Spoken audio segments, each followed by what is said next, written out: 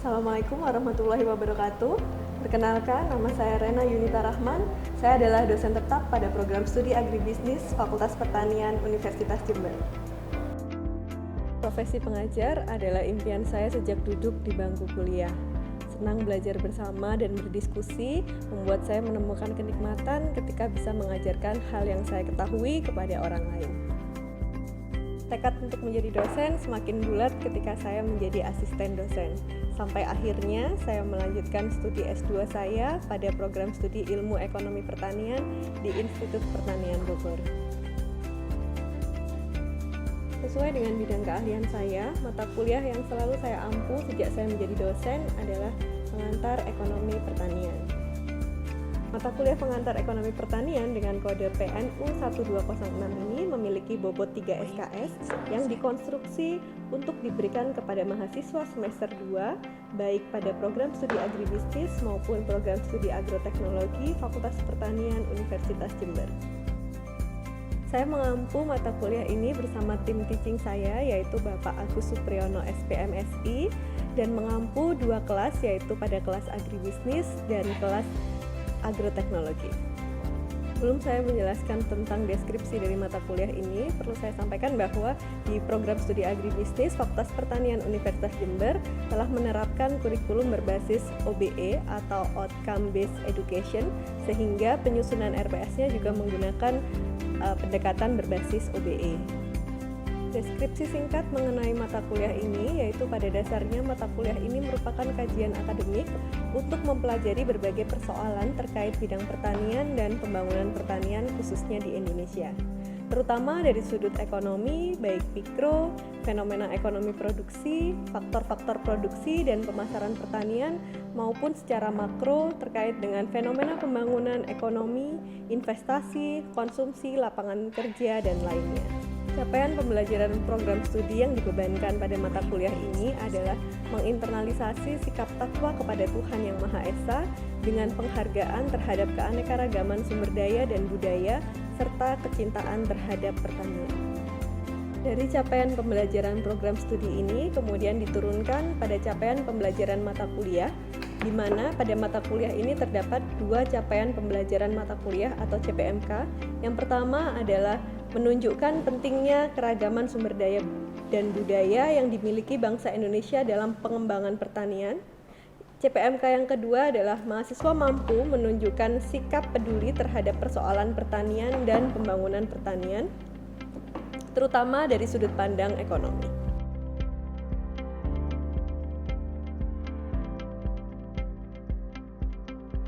Adapun materi pembelajaran pada mata kuliah pengantar ekonomi pertanian ini, yaitu yang pertama adalah kajian dan ilustrasi ruang lingkup kegiatan pertanian, kemanfaatannya dari sisi ekonomi, sosial, budaya, lingkungan, bagi kehidupan manusia, masyarakat, dan negara khususnya Indonesia. Kemudian yang kedua adalah pemahaman berbagai kegiatan di bidang pertanian, pangan, perkebunan, peternakan, hortikultura, perikanan, dan kehutanan, serta ciri-ciri umum kegiatan pertanian dan pertanian rakyat Indonesia. Kemudian yang ketiga, kajian dinamika peranan dan kontribusi pertanian bagi perekonomian Indonesia dari waktu ke waktu sejak zaman sebelum kemerdekaan hingga saat ini. Yang keempat, pemahaman, visualisasi, dan diskusi kegiatan dan persoalan pertanian penting di Indonesia, khususnya di Jawa Timur seperti padi, kedelai, tebu, kopi, tembakau, ternak, dan ikan. Berikutnya yang kelima, yaitu introduksi pemahaman menuju sistem atau proses kegiatan pertanian ideal bernilai tambah. Yang keenam adalah tinjauan teori ekonomi produksi pertanian terkait dengan prinsip-prinsip efisiensi usaha tani yang meliputi fungsi produksi, efisiensi produksi, biaya-biaya produksi, dan manajemen usaha tani. Kemudian yang ketujuh adalah kajian sumber daya lahan dan perannya serta sebagai faktor masukan dalam proses produksi pertanian.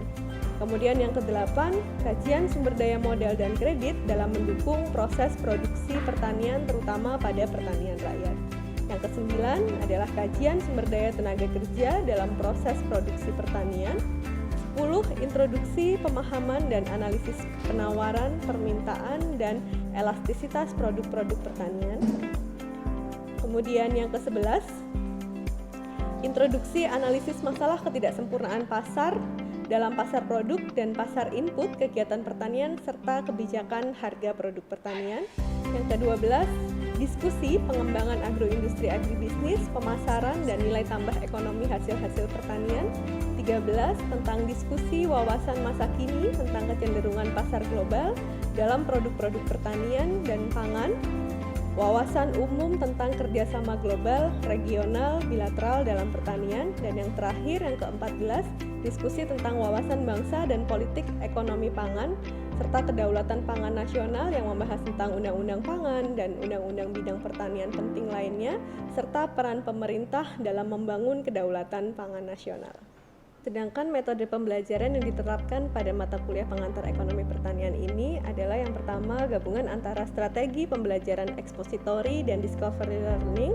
Kemudian yang kedua adalah diskusi, yang ketiga adalah belajar mandiri materi di e-learning. Kemudian kami juga sudah menerapkan pembelajaran dengan model case method dan juga project based learning, di mana case method ini adalah pembelajaran partisipatif yang berbasis diskusi untuk memecahkan kasus atau masalah, sedangkan untuk project based learning dia menggunakan proyek atau kegiatan sebagai media. Penerapan project based learning dalam mata kuliah pengantar ekonomi pertanian ini mengedepankan peran mahasiswa untuk dapat menyelesaikan permasalahan yang benar-benar mereka temui ketika di lapangan.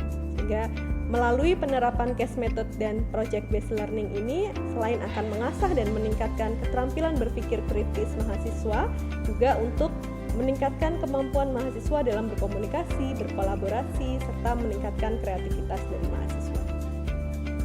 Untuk sistem penilaian mata kuliah, pada mata kuliah pengantar ekonomi pertanian ini terdapat pembagian persentase pada tiap evaluasi dalam menilai CPMK sesuai dengan tugas yang diberikan. Adapun komponen atau metode penilaian pada mata kuliah pengantar ekonomi pertanian adalah sebagai berikut.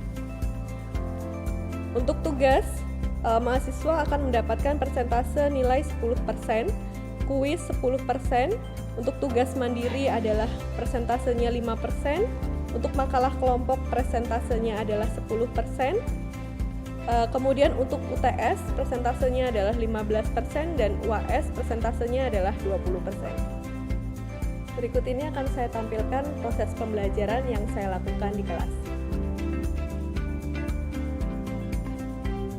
Oke, bismillahirrahmanirrahim. Assalamualaikum warahmatullahi wabarakatuh. Waalaikumsalam warahmatullahi wabarakatuh. Oke, selamat siang adik-adik. Alhamdulillah hari ini kita bisa bertemu kembali ya dalam mata kuliah pengantar ekonomi pertanian.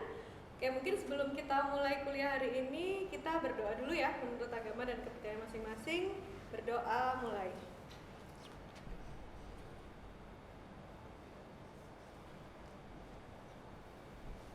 Selesai. Oke, sehat ya semuanya ya? Oke, alhamdulillah. Oke, adik-adik, hari ini adalah pertemuan kita minggu yang ke-6. Kita hari ini akan belajar tentang tinjauan teori ekonomi produksi pertanian. Jadi usaha tani ini adalah ilmu yang mempelajari bagaimana seseorang itu menentukan, mengorganisasikan dan mengkoordinasikan faktor-faktor produksi seefektif dan seefisien mungkin, ya, seefektif dan seefisien mungkin sehingga bisa memberikan manfaat yang sebaik-baiknya. Oke, nah keberhasilan suatu usaha tani itu dipengaruhi oleh faktor internal maupun dari faktor eksternalnya. Internalnya apa? Internalnya kalau di kegiatan usaha tani ya petani pengelolanya, ya dari petaninya itu sendiri, dari si pengelolanya itu sendiri. Kemudian juga dari tanah yang diusahakan, bagaimana kondisi tanahnya. Selain itu juga tenaga kerja, ya, tenaga kerja yang melakukan kegiatan di usaha tani itu seperti apa? Apakah memang sudah berpengalaman untuk melakukan kegiatan usaha taninya, gitu ya? Kemudian juga tingkat teknologi, apakah ada teknologi yang diterapkan oleh. Kemudian juga bagaimana petani itu mengalokasikan penerimaan keluarga. Itu adalah faktor-faktor intern ya, atau internal dari internal sisi petaninya. Kemudian dari eksternalnya juga keberhasilan suatu usaha tani dipengaruhi oleh pemasaran hasil dan input usaha tani yang dikeluarkan. Kemudian juga fasilitas kredit. Kemudian juga ada penyuluhan. Petani itu berpikirnya gimana sih?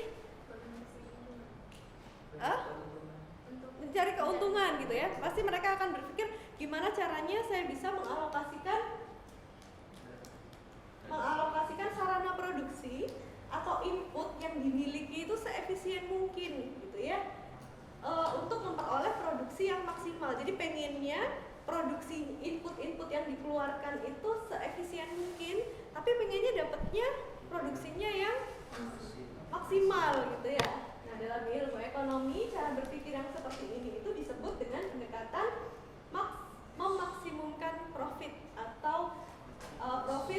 minimization.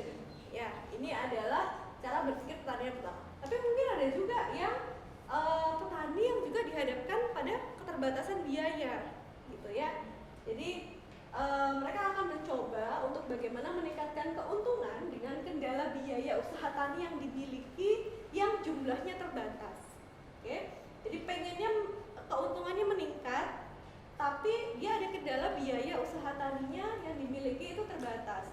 Nah, petani yang berpikir seperti ini berarti dia pendekatan ini dikenal dengan istilah meminimumkan biaya atau cost minimization. Jadi petani itu bisa berpikir yang tadi memaksimumkan profitnya, ya, yang ini memaksimumkan keuntungan. Jadi dengan sarana produksi yang seefisien mungkin dia bisa memperoleh produksi yang maksimal, atau dia juga bisa pengen tetap mendapatkan keuntungan gitu ya, tapi dengan biaya yang terbatas gitu. Sehingga cost minimization atau meminimumkan biaya itu sama dengan memaksimumkan keuntungan. Ya, kan dengan meminimumkan biaya kan harapannya bisa memaksimumkan keuntungan. Makanya di sini profit maximization itu sama dengan cost minimization. Jadi kita bisa menggunakan logika yang pertama, yang profit maximization, memaksimalkan keuntungan, atau yang kedua yaitu meminimalkan biaya. Ya, paham sampai di sini? Paham. Saya lanjutkan ya. Nah, berikutnya di dalam kegiatan produksi, di dalam kegiatan usaha tani yang dijalankan oleh petani, gitu ya. Kegiatan produksi pertanian ini adalah kegiatan yang mengubah input produksi, input pertanian yang dia dengan suatu proses atau aktivitas input itu diubah menjadi sebuah produk. Ya, produknya yang membutuhkan siapa? Yang membutuhkan adalah kita, konsumen. Ya, konsumen tingkat akhir atau konsumen antara. Jadi konsumen itu ada dua, ada bisa konsumen tingkat akhir, kita sebagai orang yang langsung menggunakan itu, atau konsumen antara. Konsumen antara misalkan kalau petani padi itu bisa perusahaan apa itu? Tepung yang dari beras gitu ya, misalkan itu kan dia membutuhkan si produknya petani itu untuk diolah lagi gitu ya menjadi tepung. Kalau kita mungkin sudah langsung beras yang dari petani itu kita konsumsi gitu, kita konsumen akhir. Nah, seorang produsen atau petani produsen di sini dia akan memaksimumkan keuntungan dengan kendala input atau biaya yang terbatas. Ya, asumsi dasar dari teori produksi adalah memaksimumkan keuntungan dengan kondisi harga dan teknologi tertentu. Jadi petani ya sudah, mereka mungkin teknologinya yang dimiliki itu.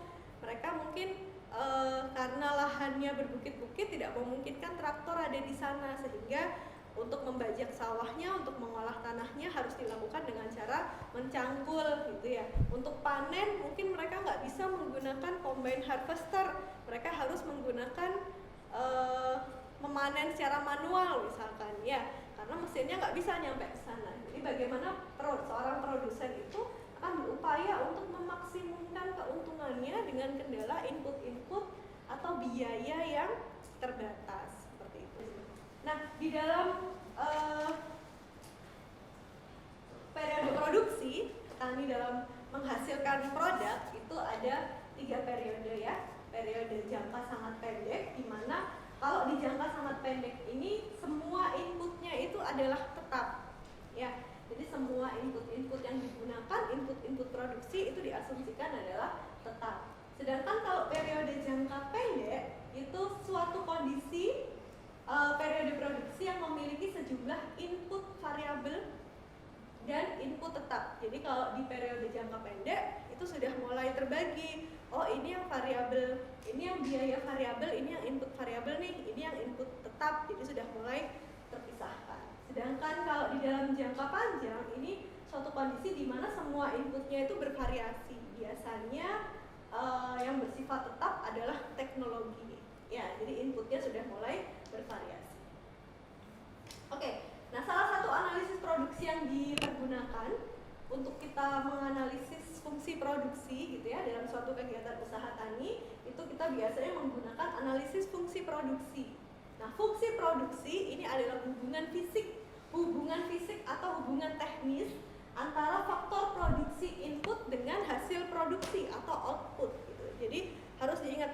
bahwa fungsi produksi itu adalah hubungan teknis.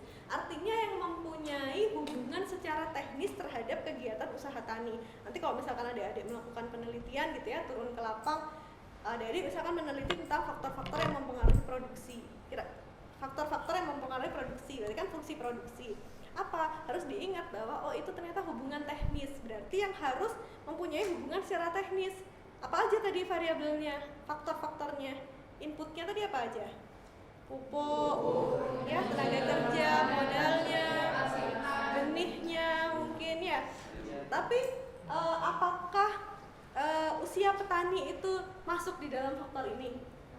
Mempunyai hubungan teknis nggak? Hubungan secara teknis, secara fisik, dia mempengaruhi produksi nggak? Pengaruhi banget. Umurnya petani mempengaruhi nggak?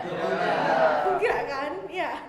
Jadi jangan sampai umur petani itu dimasukkan, terus adanya penyuluhan itu dimasukkan, terus kemudian apalagi pengalaman petani, karena itu tidak mempunyai hubungan secara teknis, gitu ya. Jadi harus yang benar-benar fisik, hubungan fisik atau hubungan teknis, gitu. Makanya tadi benihnya kalau misalkan dia ngasih benih yang bersertifikat mungkin ya, benih yang unggul, itu tentunya kan berbeda dengan benih yang tidak gitu ya. Kemudian juga besarnya modalnya itu kan mempengaruhi hubungan secara fisik, jumlah dari tenaga kerja yang melakukan kegiatan usaha tani itu. Ya, petani yang satu dia menggunakan 10 tenaga kerja untuk mengerjakan 1 hektar, sedangkan yang satunya mungkin hanya 5 orang untuk untuk mengerjakan 1 hektar ya. Jadi yang mempunyai hubungan fisik atau hubungan teknis gitu ya. Sehingga kalau misalkan dirumuskan secara matematis, di sini kita bisa melihat Y ini adalah output pertaniannya atau output produksinya, di mana output produksi atau fungsi produksi ini dia merupakan fungsi dari X1, X2 dan seterusnya sampai Xn. X ini apa? X ini adalah input produksinya gitu ya. Jadi fungsi dari tenaga kerja tadi, lahan, luas lahannya, kemudian pupuknya, pestisidanya, kemudian tenaga kerjanya, sudah tenaga kerja tadi. Ya itu, gitu ya. Jadi input produksi di situ. Nah, dalam konsep fungsi produksi itu terdapat bentuk hubungan fungsi gitu ya. Yang pertama adalah produksi total. Produksi total atau total physical product ya, yaitu banyaknya produksi yang dihasilkan dari penggunaan total faktor produksi. Oke, jadi di sini ada disingkat sebagai TPP. TPP ini adalah Y sama dengan fungsi dari X1, X2 dan seterusnya sampai Xn ya. Kemudian produksi marginal itu adalah tambahan produksi atau output yang terjadi akibat penambahan penggunaan 1 unit faktor produksi ya.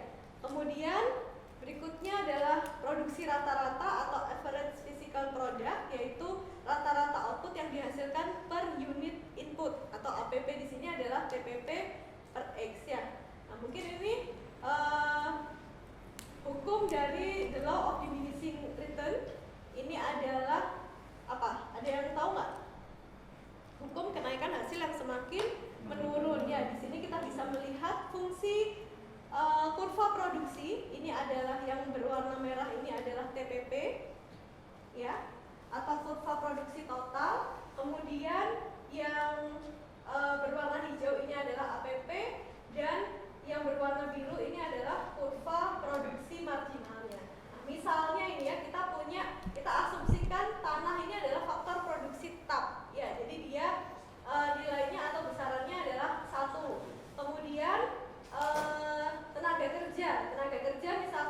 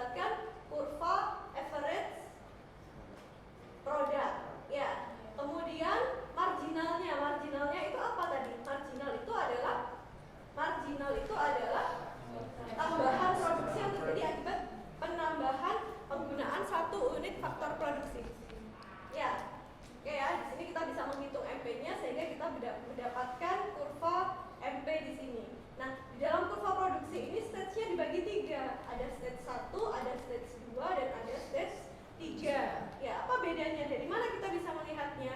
Kita bisa melihatnya dari elastisitas produksi. Elastisitas produksi itu apa? Elastisitas produksi itu adalah perubahan hasil yang diperoleh, ya, atau output karena ada perubahan input variabel satu satuan, ya, pada kondisi input lainnya tetap, ya. Jadi EP di situ adalah marginal productivity, MPP dibagi dengan AP atau produksi marginal dibagi dengan produksi rata-rata, ya. Nah, dari konsep elastisitas ini yang menunjukkan yang kemudian digunakan untuk menjelaskan hukum kenaikan hasil yang semakin berkurang atau the law of diminishing return, ya. Jadi di sini bisa kita melihat tadi ada daerah 1, daerah 2, daerah 3. Kalau di daerah 1 ini apa? Oh, di daerah 1 ini ternyata produksinya masih naik, ya. Produksinya di sini masih meningkat, DP-nya masih meningkat. Di daerah 2 bagaimana? Di daerah 2 juga masih meningkat, ya. Tapi peningkatannya apakah sudah sebanyak yang pertama? Tidak meningkat, tapi sudah semakin menurun marginal productivity-nya, ya, sampai di titik 0, sampai akhirnya di stage yang ketiga marginal productivity-nya mulai menurun, produksinya juga mengalami penurunan, ya. Itu untuk elastisitas produksi. Nah, kemudian mungkin ini yang terakhir tentang biaya produksi, ya. Jadi biaya produksi itu ada 2 jenis, ada biaya eksplisit dan implisit. Kalau yang eksplisit itu segala biaya yang dikeluarkan dalam rangka untuk mendapatkan faktor produksi. Kemudian juga kalau yang implisit itu tersembunyi, jadi taksiran, gitu ya, yang digunakan untuk faktor produksi. Oke. Nah, jadi di dalam biaya itu ada biaya tetap, kemudian ada biaya variabel, ya. Kalau biaya tetap itu tidak berubah besarnya dengan berubahnya jumlah produksi yang dihasilkan. Kalau yang biaya variabel itu mengikuti jumlah produksi yang ingin dihasilkan oleh petani, gitu ya. Kemudian kalau biaya totalnya berarti penjumlahan antara TC dengan TC itu adalah penjumlahan antara fixed cost-nya dengan variabel cost. Oke, selanjutnya terkait dengan unsur-unsur manajemen. Jadi seorang petani itu di dalam mengalokasikan input-input produksinya, mereka juga melakukan kegiatan manajemen, ya. Jadi antara petani yang satu dengan petani yang lain itu tentunya mungkin dalam mengalokasiannya tidak sama. Apa saja sih unsur-unsur manajemen yang dilakukan oleh petani? Yang pertama yang harus ada itu adalah manusia, ya, atau man, atau mungkin kalau di dalam kegiatan pertanian itu ya tenaga kerjanya. Di sini tidak hanya hard skill-nya, ya, tetapi juga soft skill-nya. Mungkin antara petani yang satu dengan petani yang lain, buruh tani aja deh, antar sesama buruh tani itu kan kemampuannya juga berbeda, ya. Kemudian yang kedua adalah bahan atau materials, ya. Ini adalah sumber daya fisik yang bersifat variabel atau tetap. Jadi bisa bersifat variabel atau bisa bersifat tetap. Yang ketiga adalah mesin dan peralatan. Ini adalah semua aset atau sumber daya secara fisik, ya. Kemudian yang keempat adalah metode yang digunakan. Ya, ini adalah pendekatan atau cara yang digunakan untuk mempermudah proses produksi. Ini antara satu petani dengan petani yang lain, metode yang digunakan tidak sama, tadi dipengaruhi oleh banyak hal, ya. Kemudian yang kelima adalah modal, ya, atau uang yang dimiliki oleh petani untuk melakukan kegiatan usaha taninya. Oke, itu ya. Ini adalah bagian terakhir kita. Sampai di sini mungkin ada yang ingin ditanyakan? Ada. Baik, perkenalkan saya Ardan dengan NIM akhir 1102. Berdasarkan kurva produksi yang telah dijelaskan tadi, seorang petani itu dalam melakukan proses produksinya yang mendapatkan proses produksi yang paling produktif itu di tahap yang mana, ya, Bu? Terima kasih. Oke, pertanyaan dari Ardan, terima kasih, bagus sekali pertanyaannya, ya. Tadi dia tanya kalau misalnya dari kurva produksi dari stage 1, daerah 1, daerah 2, daerah 3 ini pada daerah mana sih seorang petani itu paling efisien, begitu ya pertanyaannya, ya. Oke, nah sekarang kita bisa melihat nih dari grafik ini, dari kurva ini, pada tahap 1, gitu ya, total produksi pada daerah 1, apakah dia meningkat? Meningkat kan? Ya. Oke. Kalau misalkan petani mau menghentikan usaha taninya ketika dia masih berada di tahap 1, kira-kira masuk akal nggak? Boleh nggak?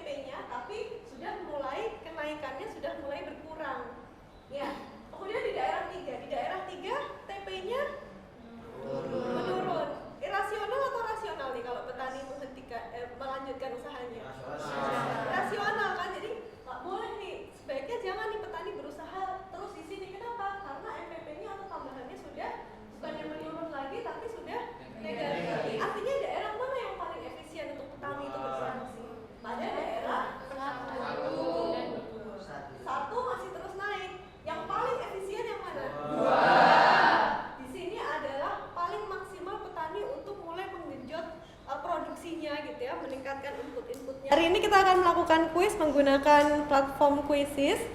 Untuk linknya sudah saya kirimkan via e-learning, silakan diakses, silakan masuk, tuliskan nama kalian masing-masing.